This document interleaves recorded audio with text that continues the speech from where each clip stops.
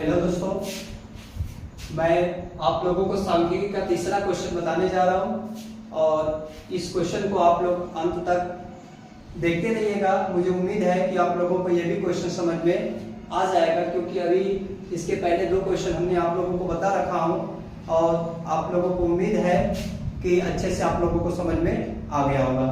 उसी तरह से मैं तीसरे क्वेश्चन को लेकर के चलता हूँ। सांख्यिकी का तीसरा जो क्वेश्चन है वो है, किसी बारंबारता बंटन का समांतर मान 6 हो तो p का मान ज्ञात करना है।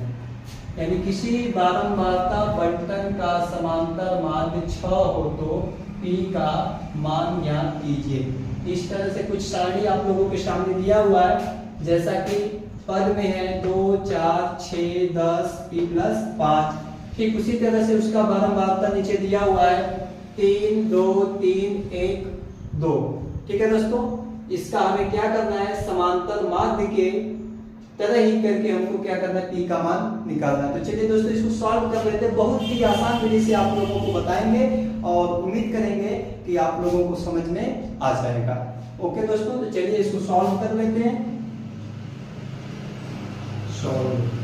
ठीक, अब इसमें एक कॉलम बना लेंगे पद का और दूसरा कॉलम बना लेंगे बारंबारता का।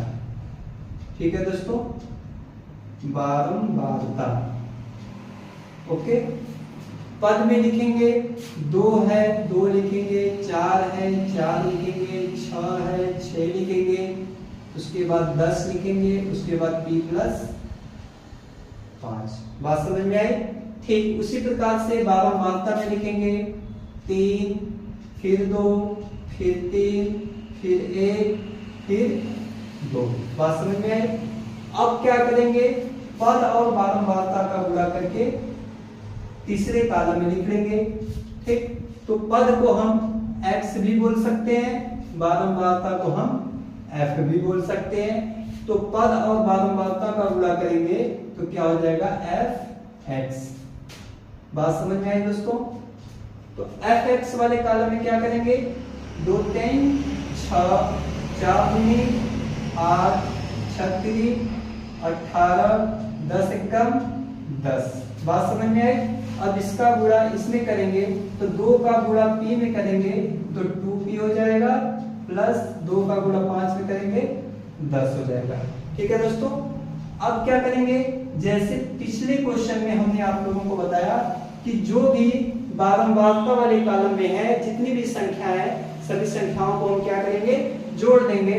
ठीक उसी प्रकार अगर इसको हम जोड़ेंगे तो सिग्मा f लिखेंगे तो सिग्मा f का टोटल मान कितना आएगा, सबको टोटल ऐड कर लीजिए। 3 है, 3 में 2 जोड़ेंगे 5, 5, 3, 8, 8, 1, 9, 9, 2, 11। यानी सिग्मा f का मान कितना आ जाएगा दोस्तों, 11 आ जाएगा। इसी तरह से सिग्मा fx का मान जोड़ करके यहाँ पर लिख देंगे। तो जोड़ेंगे तो 8, 6, 14 हो जाएगा, 14, 10, 24 हो जाएगा, 24 में 18 जोड़ेंगे तो 24, 36, 2, 32, 32, 10, 42 हो जाएगा। यानी 42 प्लस, अब ये बच जाएगा आपका, तो ये लिख लीजिएगा 2p + 10। बात समझ में आया? इसको कैसे जोड़े, देखिए फिर से देख लीजिए। 8, 6, 14 हो जाएगा, 14, 10, 24 हो जाएगा, 24, 36, 2, 32, 32 में 10 जोड़ेंगे तो हो जाएगा 42, 2p + 10, इसको उतार दीजिएगा उसके आगे। बात समझ में आया? चलिए अब क्वेश्चन को हल कर लेते हैं। अब इसमें दिया है आपका माध्य, दिया है आपका 6। तो फार्मूला जो होता है समांतर माध्य का, समांतर माध्य यानी समांतर माध्य का फार्मूला होता है सिग्मा fx बटा के सिग्मा f।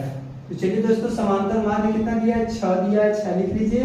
सिग्मा fx का मान है 42 प्लस 2p प्लस 10 बटा के सिग्मा f का मान दिया है 11। बात समझ में आया दोस्तों?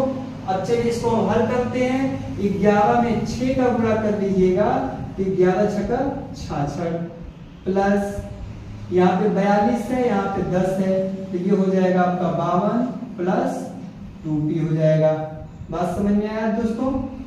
अब क्या करेंगे, ये 66 है, 66 लिखिएगा, ये 52 इधर आएगा तो प्लस से माइनस हो जाएगा, बराबर 2p हो जाएगा। अब क्या करेंगे, अब 66 में से 52 को घटाएंगे तो आएगा 14 बराबर 2p, यानी p बराबर हो जाएगा 14/2 हो जाएगा।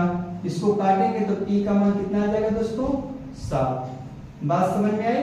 मुझे उम्मीद है कि आप लोगों को अच्छे से समझ में आ गया होगा। Okay, thanks.